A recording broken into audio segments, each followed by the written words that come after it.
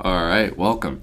This video is all about mental health and its importance, as well as how you can cultivate it to create an environment of peace and strength instead of chaos and instability.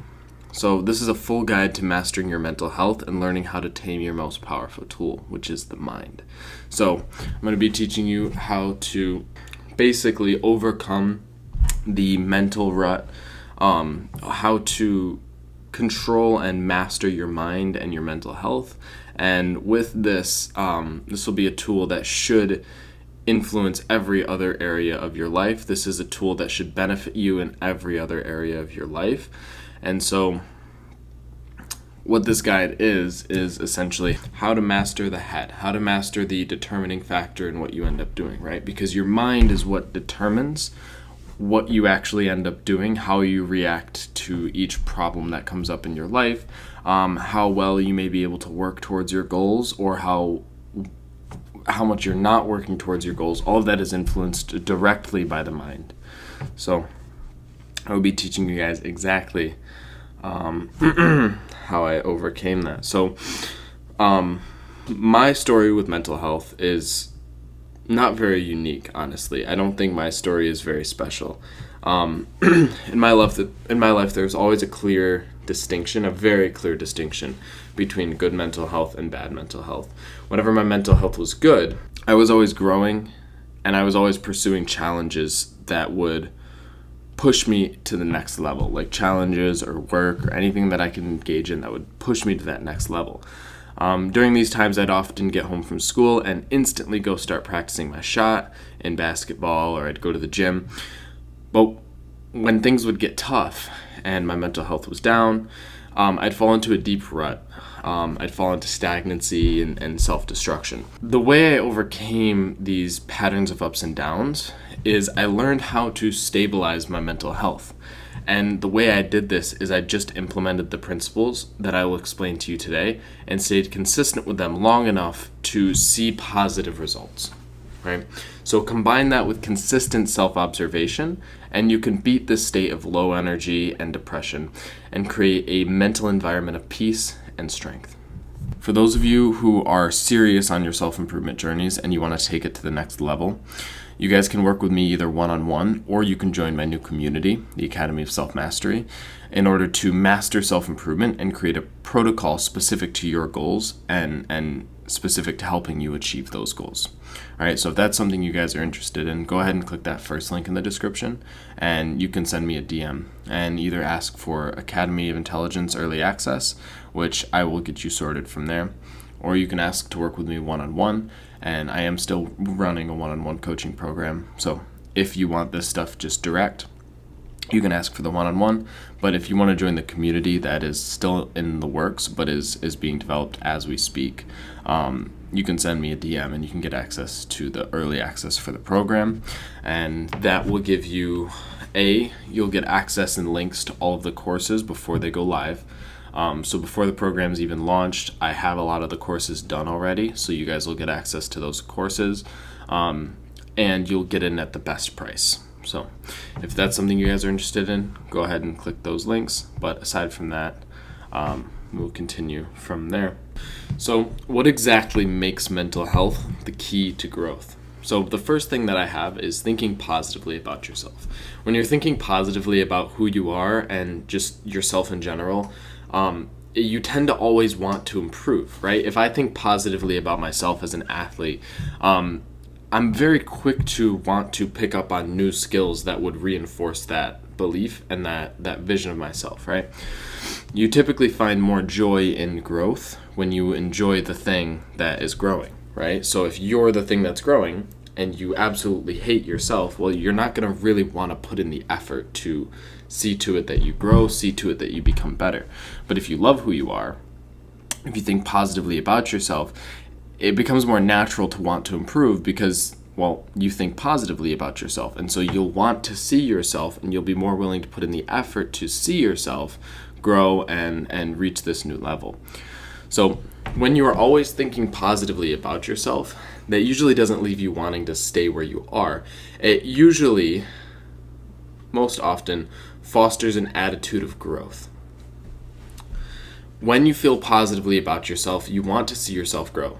That is, you desire and can now expect to see the true limits of your potential. With a positive attitude about yourself, it becomes less painful to go through with the hard work that leads you to grow. In fact, it rather becomes second nature, and you start to reject the activities you might have once enjoyed, as you now realize they only really sap your energy and potential. So why would someone who enjoys their health want to compromise it, right? You wouldn't. If you enjoy being healthy, why would you want to do the things that compromise that health, right? But those who take their health for granted often pay the price with that which they were never grateful for. To those who have, more will be given, right? So if you believe that you have, if you believe you're already enough, it's more likely that more will be given, right? But if you take for granted what you have and you aren't grateful for it, then it will just be taken away, right? To those who do not have, more is taken, right? And to those who have, more will be given. This essentially means that the way you view yourself determines how easily you find it to grow and acquire more in life and achieve more in life in general, right? Because the perception you have of yourself determines the amount of effort you're willing to give in order to see results in your own life. So having good mental health is a determining factor for whether you can even work to your fullest capacity, because if you don't believe in yourself, you will never put in that amount of effort. The next thing is that mental clarity actually makes it a lot easier to get work done, right? When your mind is clear, your work becomes clear, right? It is no longer clouded and fogged by your overthinking and resistance to the effort of the task, right? So when you're in this brain fog state, you're typically overthinking a lot. You're thinking a lot about the work, a lot about the goal, a lot about all of these different factors. And you get clouded by this resistance to the task itself, right? So it's not like I don't get resistance to recording videos. I love recording videos. I get resistance to the effort required in order to make them, right? So the effort required to make these videos causes a level of resistance for my brain. When you have bad mental health and poor mental health, this resistance becomes so overwhelming that it's very difficult to overcome.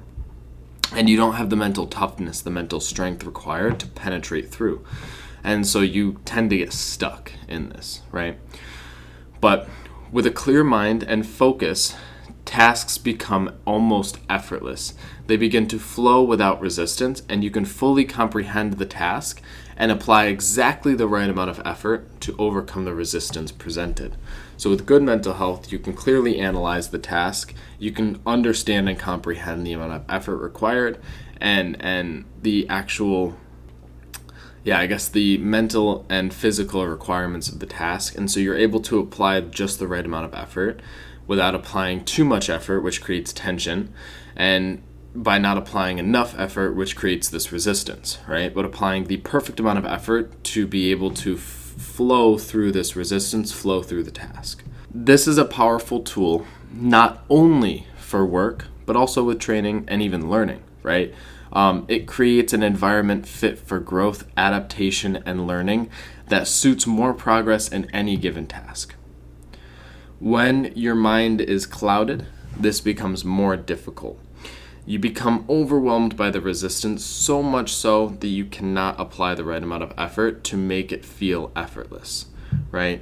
So if you can't apply the right amount of effort to make it feel effortless, right? As I said before, you become overwhelmed by the amount of resistance, right? So applying too much effort creates tension. Not applying enough effort creates too much resistance, and it becomes overwhelming. But yeah, so that is another reason why mental health is so important, is because you only really get this benefit from mental health and semen retention, which is getting rid of the brain fog, and diet. So those three things. But if you have the diet thing, but you orgasm regularly, you won't get the effect, the benefit. If you have terrible mental health, but the other two are on point, which isn't very likely to have the other two on point, but still have poor mental health, which I will get into. But if you have the other two, but poor mental health, you'll still have some of this brain fog that I'm talking about. It's just, it's no longer biological, it's a mental thing. But when you have this brain fog, right, it blocks you in almost all areas of your work. And the best way to overcome it is to have a clean diet, and do semen retention, obviously. But then once you have those two things in place, addressing your mental health is the last thing. Once you have good, clear mental health, a clear and stable mind is a good way to put it. Once you have a clear and stable mind, yes, this brain fog will finally go away, and you'll be able to focus, and you'll be able to concentrate, and it won't feel so overwhelming to do so. So the next point that I have is feeling pleasure from engaging in work. So enjoyment through effort. A lot of you guys watching this video might know and might understand, because if you're watching this video, it's likely you have poor mental health. But essentially, engaging in work feels like an intense amount of pain, or it feels like dreadful, right? It feels like almost like you're wasting your time, wasting your day, because it's not full of pleasure. It feels like, your mind is racing about all these negative outcomes that could happen as a result. So it's just not even worth doing the work. And all of these different factors for why it becomes so much more difficult to work when you have bad mental health. And when you fix your mental health, when you overcome this, it completely switches, and you go from having this intense dread from doing the work to it becomes the most fun thing you can do. It becomes the most engaging thing you can do. It becomes almost literally pleasurable, right? You actually get enjoyment from the effort itself. You get a state of like pleasure and bliss from the effort itself. And so it just makes it a lot easier to get more done, because you actually enjoy engaging in the work, and it's not something that you're fighting yourself to do anymore. When you can maintain this clear and positive state, not only does it become easier, but work becomes much more enjoyable, right? So it is easier to work, yes, as I explained in the last point, but it's also more enjoyable in general. There is a feeling of satisfaction that comes from the state of pushing through resistance. And when you can reach a flow state within that, you will experience a powerful and blissful zone, right? The zone is it's a flow state, but it's a flow state supported by energy, right? When you have all of this energy that you can apply, it feels more like a bliss, right? It feels more like,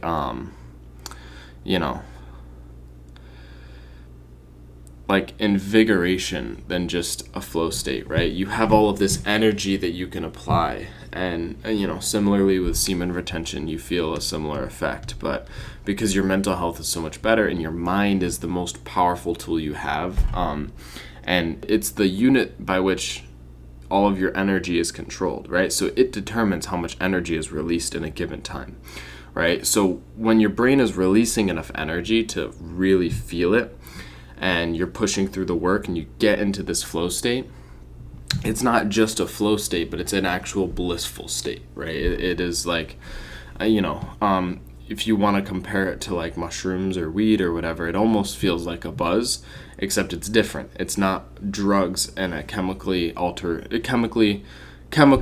your brain. It's like, it's your energy. So it feels like this bliss, but because of energy moving, right?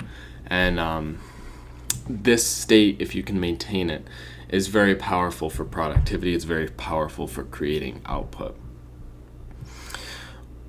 One that all humans are wired to seek, but very few ever achieve, and this is flow state. So this zone that I'm talking about is really just flow state, but when it's optimized by good mental health, maybe semen retention as well, you get to feel the flow of energy, and that flow of energy is what I'm referring to as this blissful state, right? And this flow state is something that all humans are meant to achieve, are meant to seek, but very few ever really achieve. Most of the time, we only ever really get into a flow state in very like small bursts, right? Small burst of flow state, and then we're out of it. But with good mental health, this state becomes natural and easier to enter into when you're engaging in work that you care about. So you have to care about the work, right? It has to be something that you genuinely care about, or you won't be able to enter that flow state, right? It has to require enough of your mental energy to cause a flow state if you want to get into flow state. So typically that's something you care about. If you have enough control over yourself, you can enter the state with any type of work. It just requires 100%, or even close to like 80%. If you can get like 75-80% mental engagement in the task, you can very quickly enter this flow state from there. And this work becomes one of the most fun and enjoyable things that you do. So for me, at least, now that my mental health is solid, I wouldn't say it's where I want it to be, but it's solid. This is the most fun thing that I do in the day is making my content, and then also training. I love my training. But those two things are the most fun and enjoyable things that I do. And, that's pretty much it. That's where I cut it off, is just two very simple activities that I really like to do. And that's all I really need, honestly. And those two activities are very mentally, are time demanding of my time as well as my energy. So that kind of balances my day, because the things that I want to do, once I've done them, I no longer feel like I have all this energy that I need to get out and do things with. So, I feel pretty satisfied by the things that I'm doing, and I'm not in this constant state of needing more, needing to find more to do, because when you have a good mental health, another benefit is that you stop seeking pleasure and stimulation everywhere and within everything. And so by that benefit, I'm able to relax in the free time. And therefore, I look forward to my next day's work instead of I look forward to finishing the work so that I can go and fuck off and do all these stimulating habits, whatever. So why is your mental health so bad? The first reason is you're just not making progress. So when humans stop making progress, they begin the process of death, right? This is slow, however. So most notice it as stagnancy, right? Or being in the same position in life for extended periods of time. So a lot of people think this is just the condition of being an adult. This is just how life is when you turn 18 or above. That everything just kind of feels like the same thing day after day after day.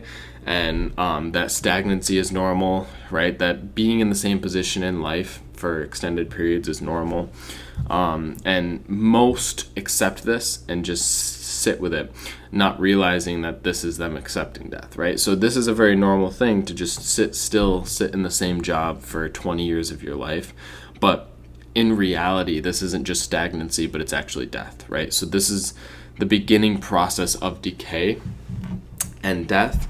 And the first stage of it is mentally giving up. The second stage of it is physical stagnancy. So once you've mentally given up on achieving whatever it is you've set out to achieve, or whatever your God-given purpose is, you've given up on that thing and you've accepted this mediocre 9-to-5 job.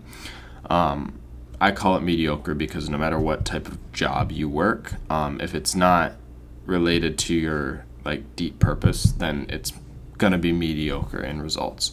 So whatever mediocre job you choose to stay there, and you choose to settle there, and you choose to sit there. The next stage of that is physical stagnancy. You become physically stagnant in that.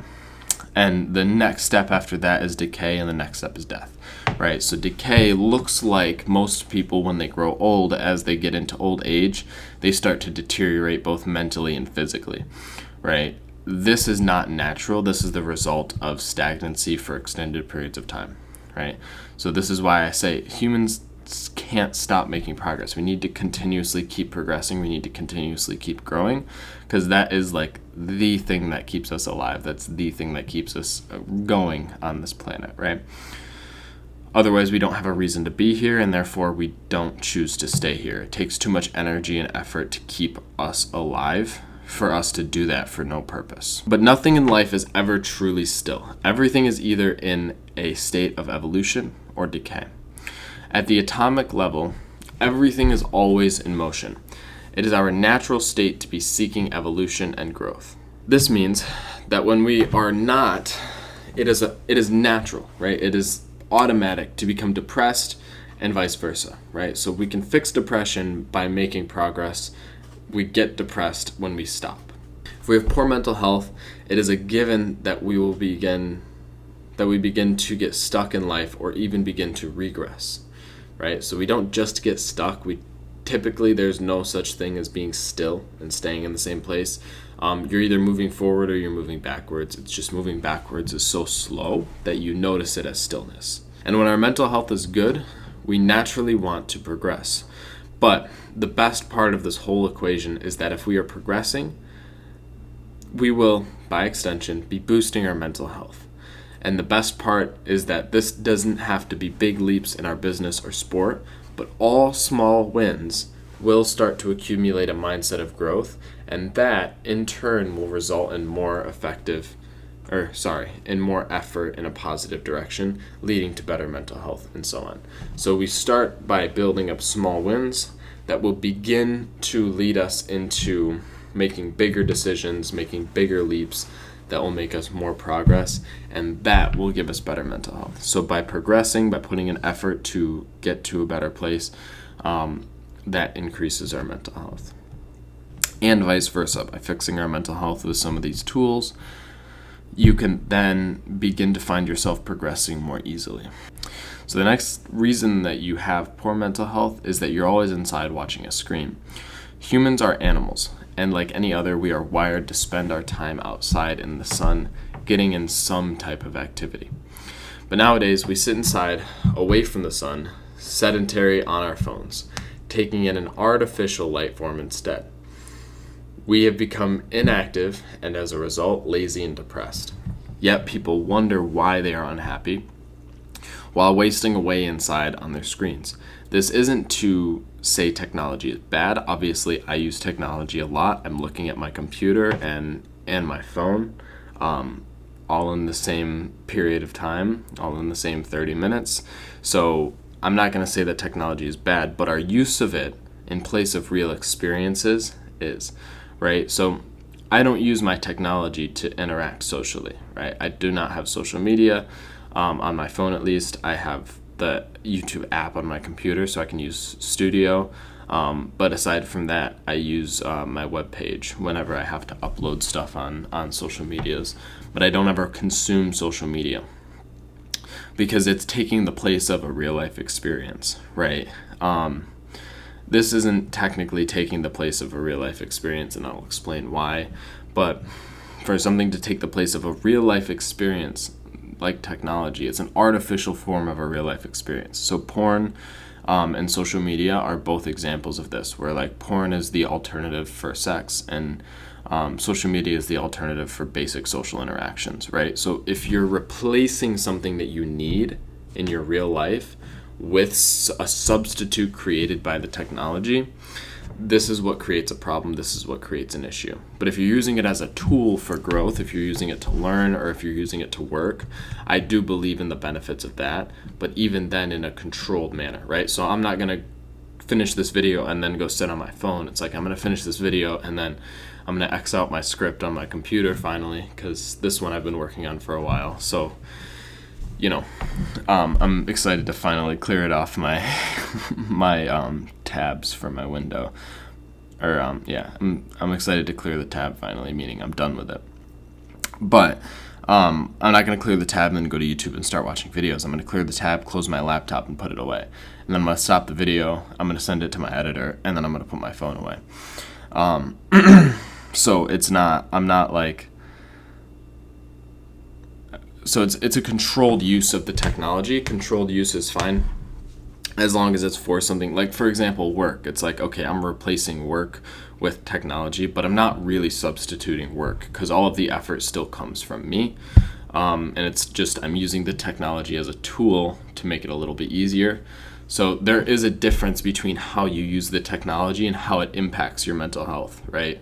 I use my computer often and my phone for my Google Calendars, my monk mode protocols. Everything is typically done with technology now. So technology isn't entirely bad, but when used as a tool versus when used as a crutch or a substitute for something that you actually need, then it can become a problem. And the main reason why it's a problem is because most people aren't using it as a tool. Most people are spending 80 to 90% of their time on their technology inside of their homes. And that's where the problem comes from, is because not only are you just watching a screen all day, but you're inside watching artificial light. instead of getting this natural light that we need, instead of getting activity that we need, both of which are contributors to positive mental health, both of which are some of the tools I will give you, right? Sunlight and activity, exercise. When you don't have these two things, though, it's very natural for you to become depressed. And so, like, that's why, like, if you wonder why you're depressed in this day and age, I cannot believe, like, I won't believe you if you tell me that. If you genuinely come to me and you're depressed, but you sit inside for more than 4 hours a day on technology, I'm going to be shocked, and I'm not going to believe that you genuinely don't know why. Because if you seriously think about it, this is the only reason we would be depressed, is because we've disconnected ourselves from reality, and so we have no ability to interact and interface with our experience. And so naturally, you're going to become depressed because of that, because you have no way to filter out reality, right? You have no way to filter out reality. Your inputs are coming from something that is a false form of reality, and therefore your experience of reality becomes more mental than anything, and your mind creates a lot more of your experience for you. And so therefore it just becomes very difficult to reconnect with your experience, reconnect with your reality, because you have this you have essentially this veil that you've intentionally, not intentionally, but you've directly placed over yourself. It's not something that was always there, but that veil was directly placed over your eyes by you and the actions that you've taken.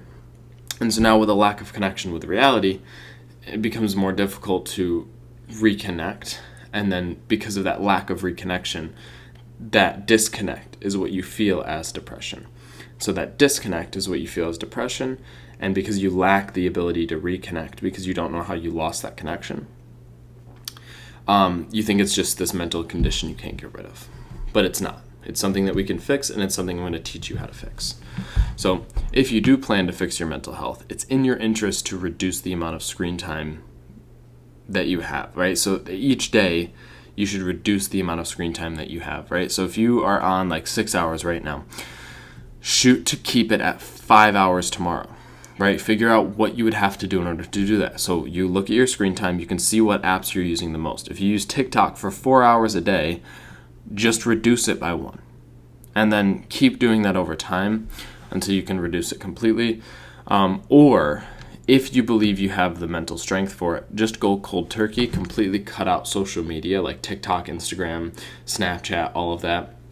The only communications app you should need are FaceTime or your phone app and messages, because both of which require effort from one side in order to reach out to you, right? So it has to be someone who knows you personally and has your number, right? It can't just be all these randoms that message you on Snapchat. And therefore you reduce your social interaction time down to just the people who actually matter in your life. And that's all you really need. Everything else is a distraction. And so obviously if there's somebody that you would want to be able to communicate with, but you only have them on Snapchat, well, that's a reason to get somebody's number, right? You want to essentially reduce the amount of things that you're responsible for that aren't your goal, right? Reduce the amount of things you're responsible for on your phone so you can reduce the amount of time you spend there. So if you're looking to go cold turkey, that's what I would recommend. Just cut everything out completely. You only really need to use messages, and spend time reading, spend time working out, spend time working on your business, because these things will be what replaces the habit and therefore makes it something you can sustain over a longer period of time.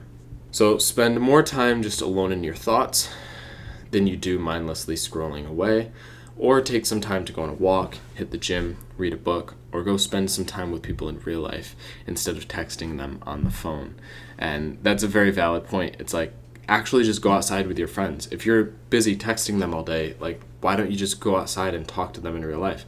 And the benefit of that is that you're also going to get outside and you're going to get out with friends. And if you're anything like me, all your friends play sports, so you're likely going to end up playing some type of sport.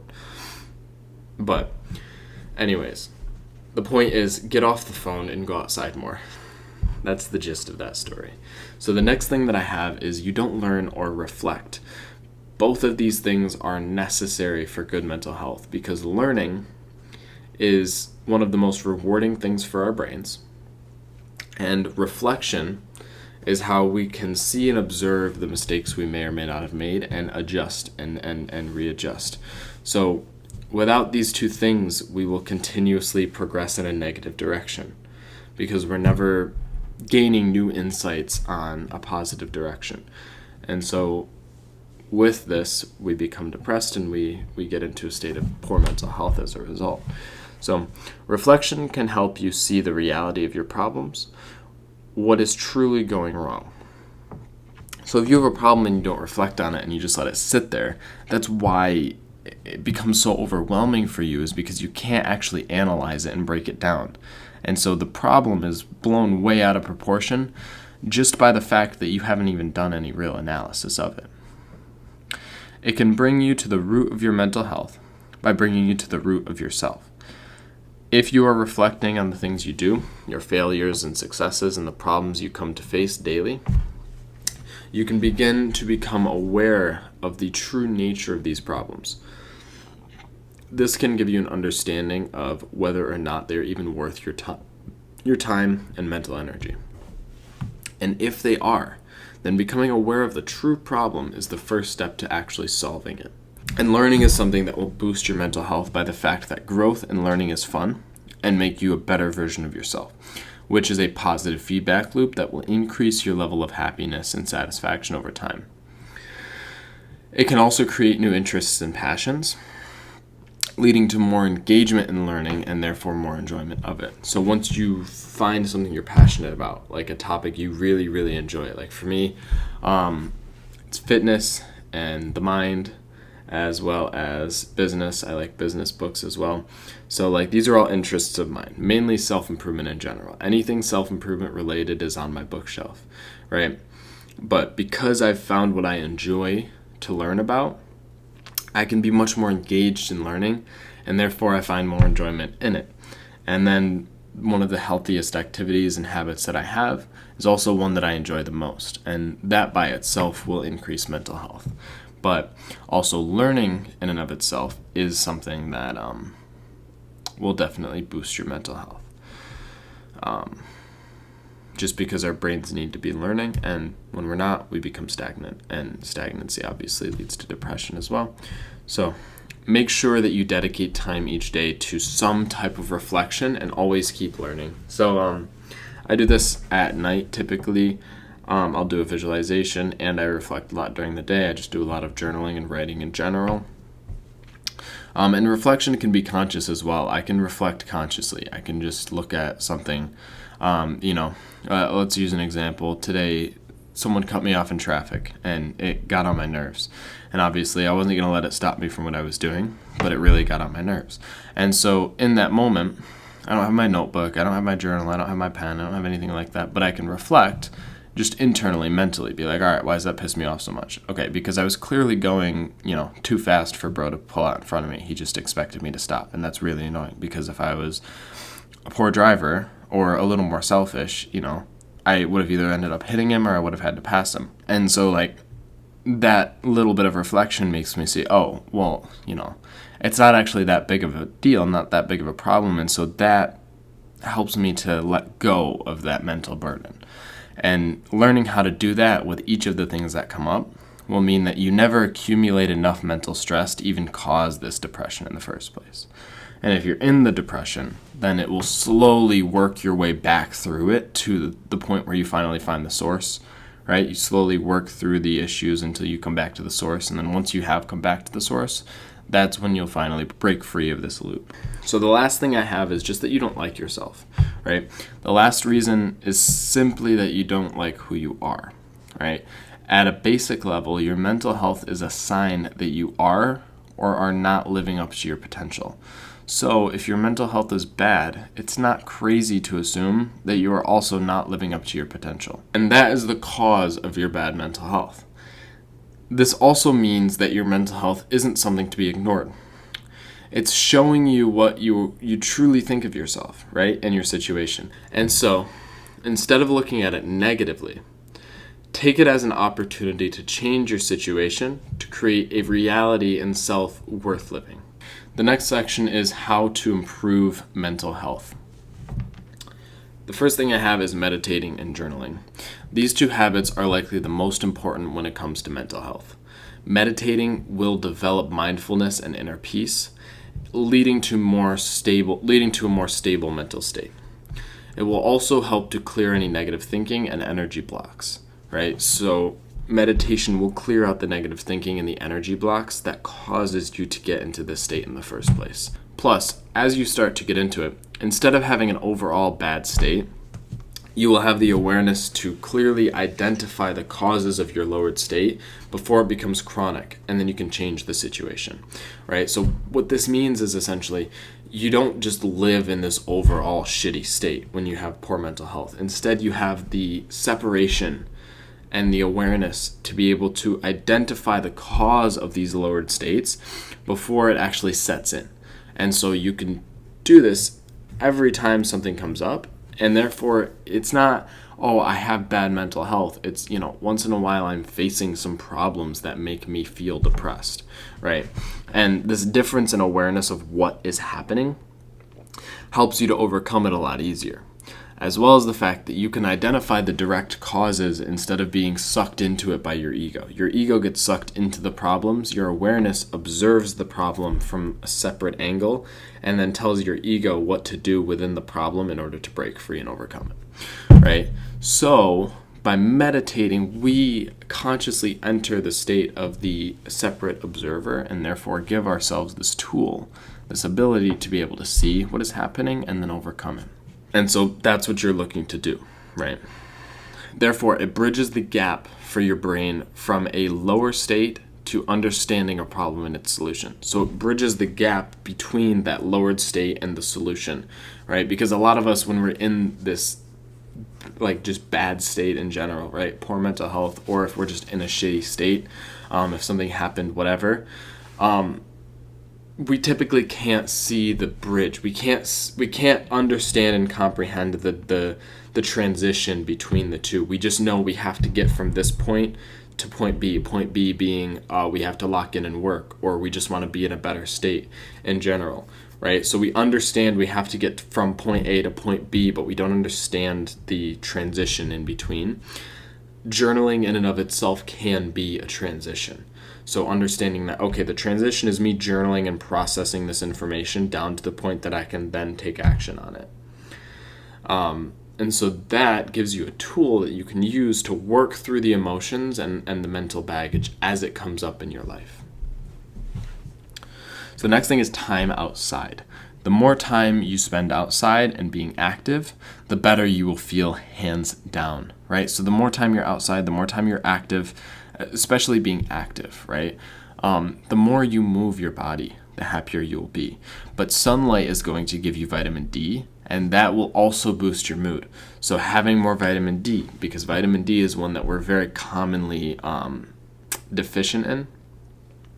So if you're outside more and you get that vitamin D, and you're going to feel amazing automatically. You're going to have way more energy, all of this, way better mood, way better mental clarity and stuff like that. Your mind will function better. Vitamin D is a super fuel. It is one of the most important supplements that we can take, and it's one of the ones we're most deficient in because of our lack of time spent outside in the sun. So with that, it will provide your body and brain with the energy needed to feel good and healthy. Plus, humans were meant to get time outside, and we were also meant to stay active, right? We were meant to stay active. We were meant to be outside a lot, and we're not. We're sedentary inside, away from the sun, and so we don't have the vitamin D we need to overcome this state, as well as the fact that living like this is just getting us deeper into this mental health rut, this mental health depression, and time spent outside can be a major factor, right?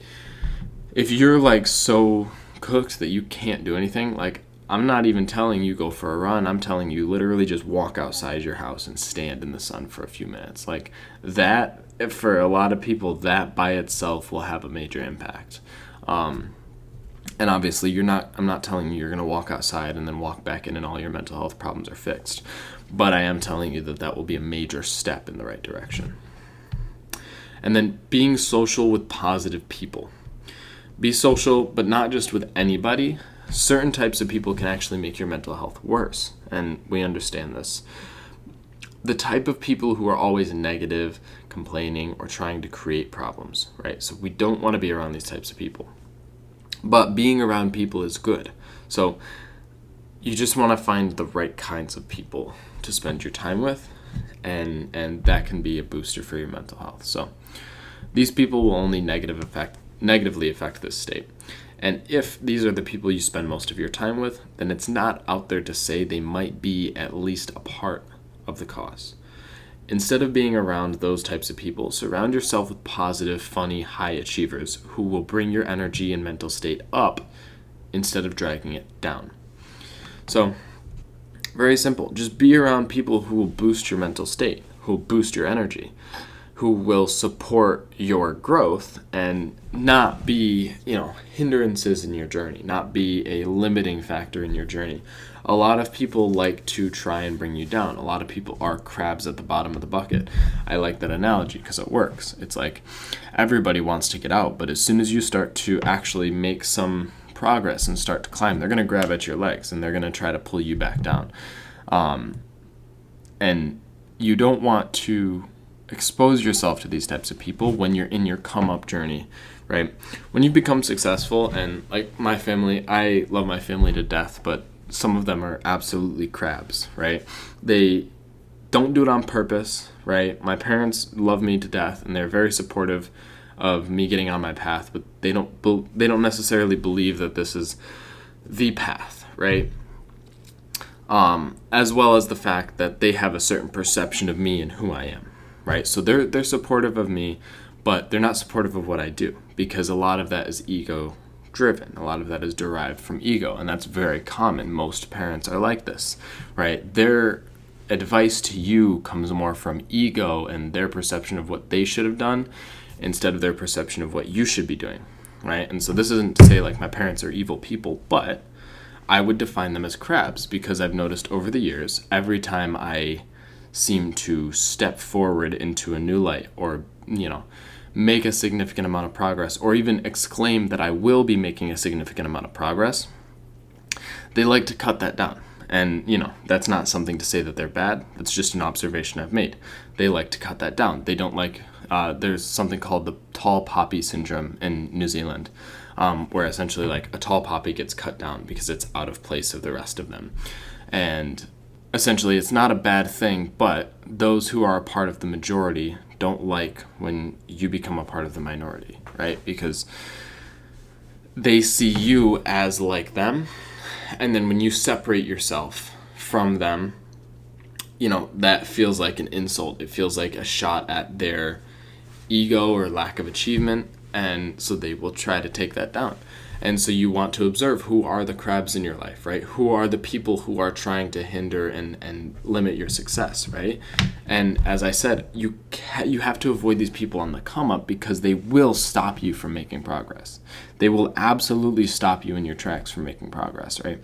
I have many examples where maybe these are excuses, but I can say for certain, like my parents have directly stopped me from going and pursuing certain things that I wanted to pursue.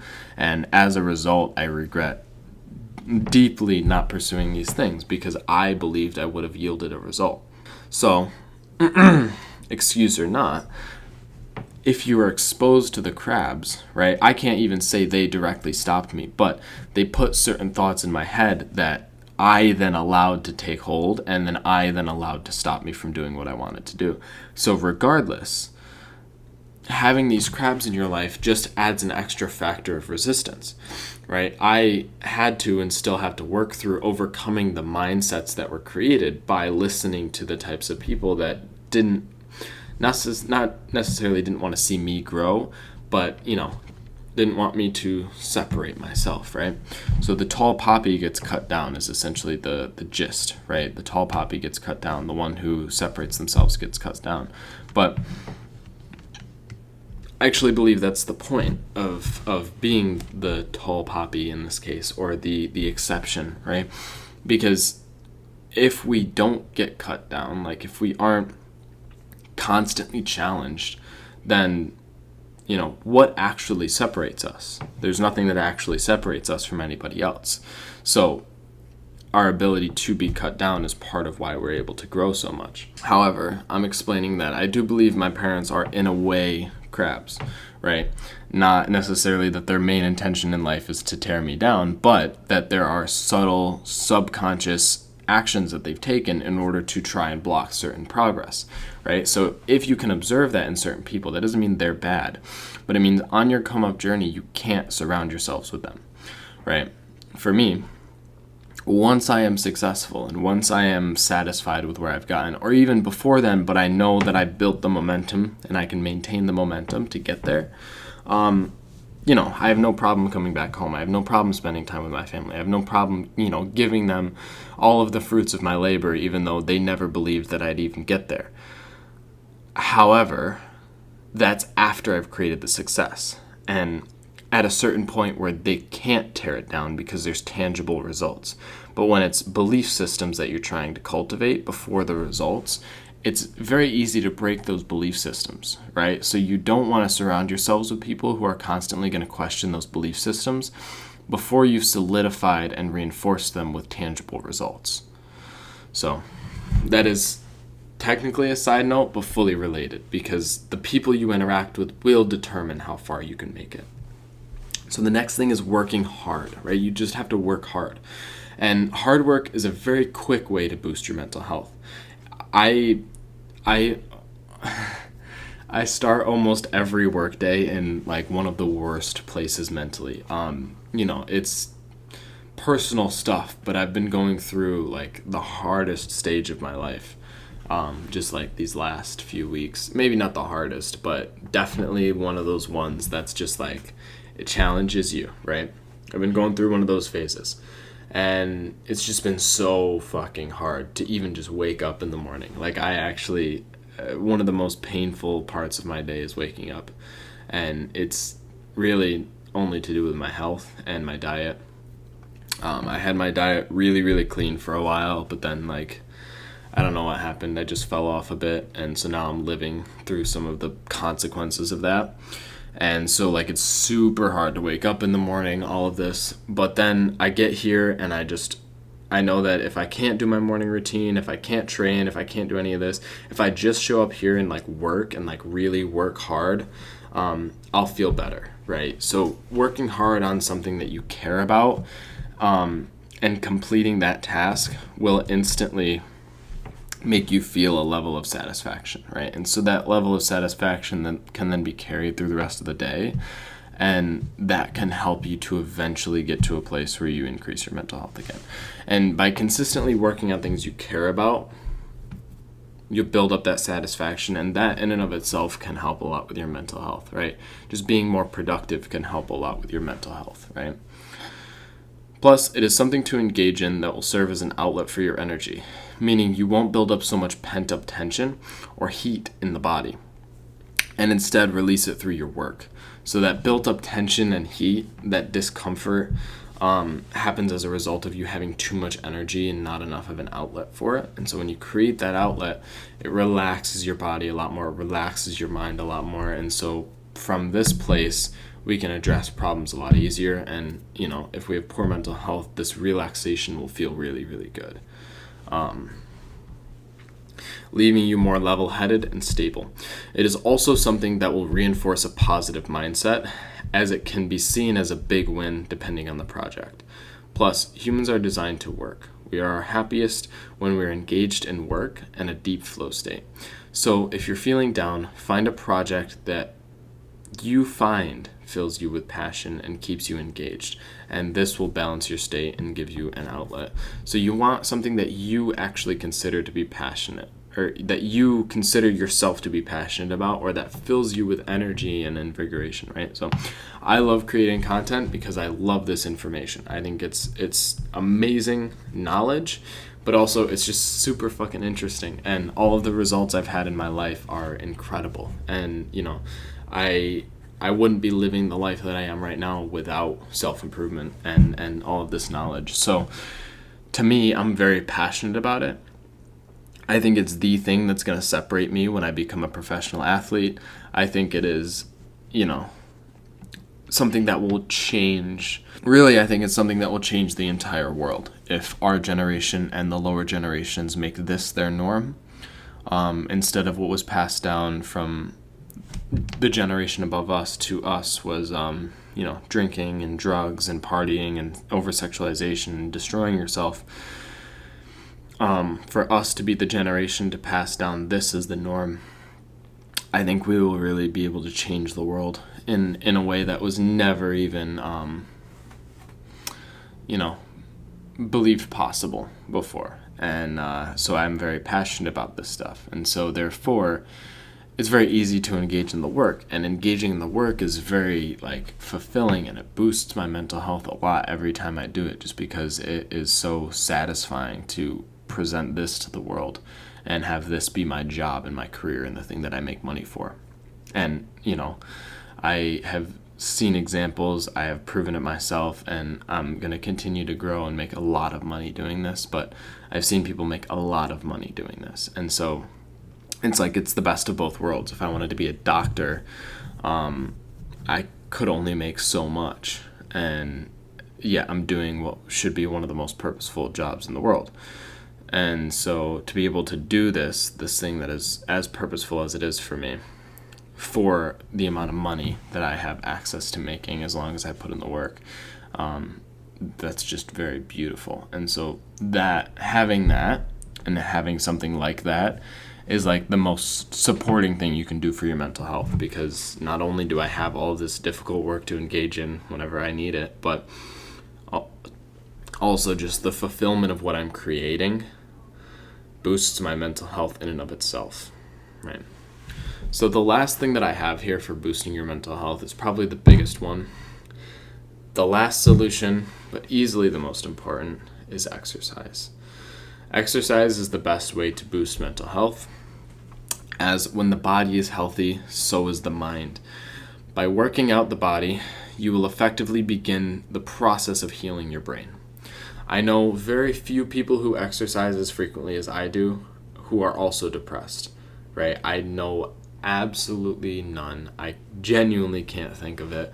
But I also know very few people who exercise as much as I do. But all of the athletes that I've ever been friends with, and I've been very close friends with a lot of athletes in my day, all of them have this same energy to them, and it's something that I sought out to achieve in my own journey. It was something that I feel like I must have been the only one to notice, because I had never heard anybody talking about this, but there's always just an energy to them that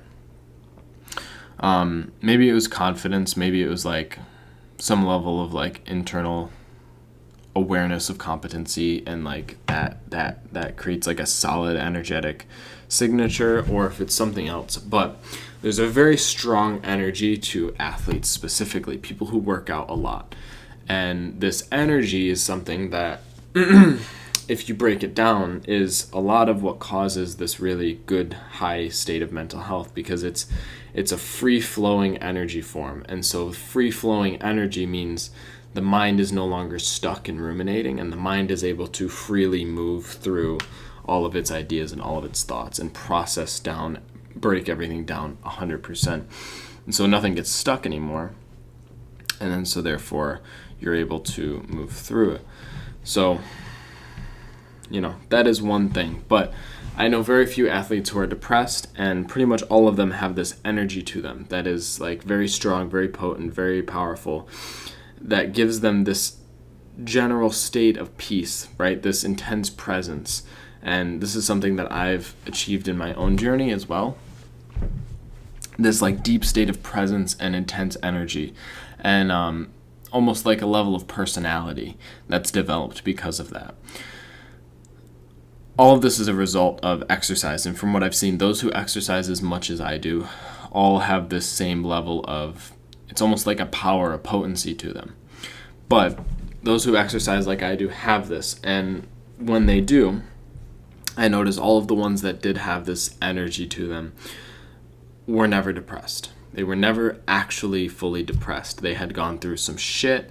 I'd seen a lot of them go through some shit, and Not that they were just fine, but they never got stuck and depressed. And so, like, I can ask all the athletes that I know right now, and they'd probably say the same thing. They're living the life. They're having the greatest of times right now. And that's because they're training regularly. And when you're training regularly, it really, really does boost your mind. Now, they may go through things, but maintain a state of peace and presence, right? So all of these athletes I'm talking about, very few people who exercise as frequently as I do who are depressed. Period. End of story. And we may go through things, but we maintain a state of presence and peace, right? This means that things we go through don't determine our internal state. And that's a very powerful thing to have, and that's necessary if you want to maintain good mental health. It is very hard to become stuck on things in your mind or hold negative energy when you are regularly moving and actively pushing your limits with exercise. Plus, just like work, it is a very good outlet for energy and tension. So it gives you an option for something to do to clear your head and recenter when you are at a low. So when you are at this low point, it is something that you can do in order to go and recover from that low. As well as it is an outlet for this energy and this tension. And exercising consistently develops the mental strength, the mental fortitude, and the energy levels that I was talking about to be able to maintain a powerful and good state of mind. So if you guys want early access to the Academy of Self-Mastery, anyone who's serious on self-improvement and just wants to take it to the next level, go ahead and send me a DM on Instagram and let me know. But other than that, that is all I got for this video, and I hope you guys enjoyed. I hope it was helpful.